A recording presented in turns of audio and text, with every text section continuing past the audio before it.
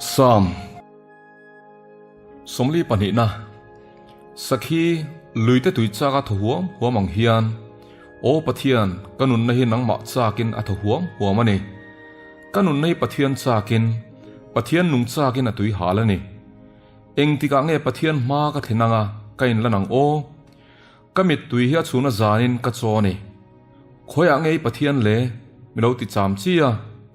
heng thili ka hrenga kanun nei ka chunga ka lei bua mi puizinga ka kala hlimna le faknari ne na mitam takkut pathian biak in pana an ma ka hruai thin zia te kha o kanun na enga nge kun reng enga nge ka chunga hiani buai ni pathian be seiro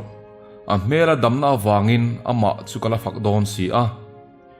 o ka pathian kanun nahi ka chunga hian a kun renga chu wangin Jordan le Hermon ramatangte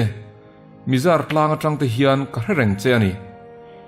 itui luang ridur dura te hian tui thuk le tui thuk chu anin awa itui phone le itui in chok zong zong te chuan mi vur pilta nima sela lalpan angil ne na chu chuna thuwa pe anga ala chuan zana mi om puyang kanun na pathian ne na tong trai na chuan pathian kalung puin he na chuan enga nge mi thei ngil le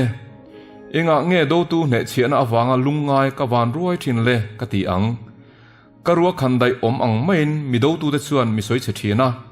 khoya nge pathian le mi lo ti cham chia o kanun na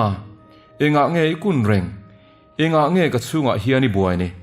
pathian be seiro amma chu kala fakdon si ka mel ti dam tu le ka pathian chu